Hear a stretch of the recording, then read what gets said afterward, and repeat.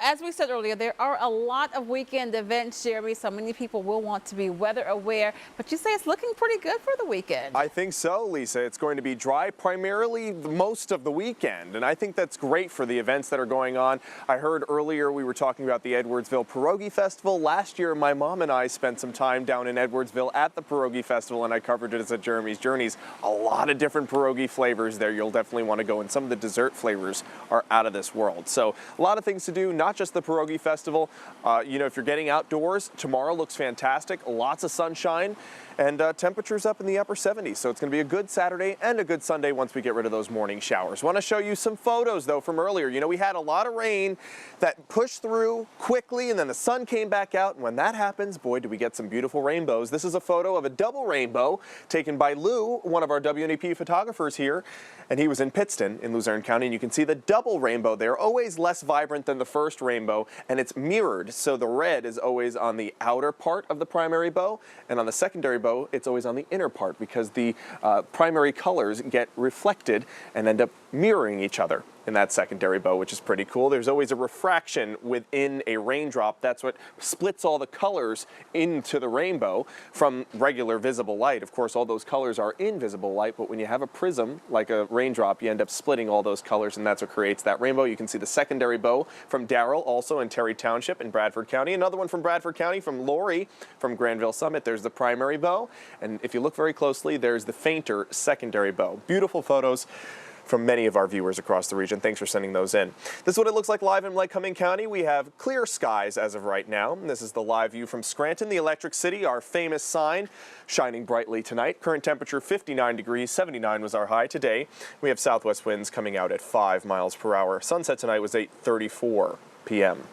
Just one last straggling sprinkle right now in southern Northumberland County. Other than that, we're pretty much cleared out with these showers, and tomorrow looks really good. We were getting waves of moisture off of this low pressure system that's been spinning over the Great Lakes, kind of funneling in moisture, but tomorrow I don't think we're going to see any of that. Maybe, if anything, an isolated sprinkle, but 99% of us will remain dry tomorrow. Temperatures right now in the 50s and still in the 60s for central Pennsylvania, falling now to 51 in Lopez, 53 for Mansfield, 59 for Scranton, 62 for Frackville and Nanticoke, and 64 for Ellisburg and Tower City. Here are your dew points across the region, because these are a understanding of how muggy or dry the air feels, and it's now dried out now that those showers have pushed out. Nice and dry, not at all muggy like we had earlier today.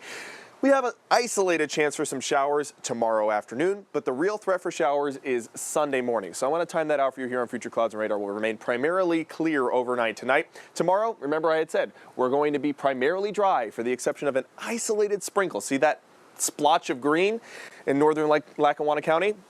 That's about all we could get, is an isolated sprinkle. Other than that, all of us are going to see mostly sunny skies tomorrow, and we remain sunny as we go through the day on Saturday. Looks like my graphics might be glitching out on me here, though, but in any case, I'll tell you about Sunday. We might see a pretty vigorous line of showers as we head through the very early morning hours on Sunday, and that could be a problem if you're going anywhere very early in the morning. But other than that, once that clears out, the rest of Sunday will be gorgeous, lots of sunshine. And it seems like I have some problems here with my graphics system, so I'm going to try and get the 7-day forecast up. There we go. Thank you very much, Control Room, for putting up that 7-day forecast. Looks like my clicker has run out of battery. But tomorrow, mostly sunny skies, maybe a breeze from 15 to 20 miles per hour. Temperatures in the upper 70s.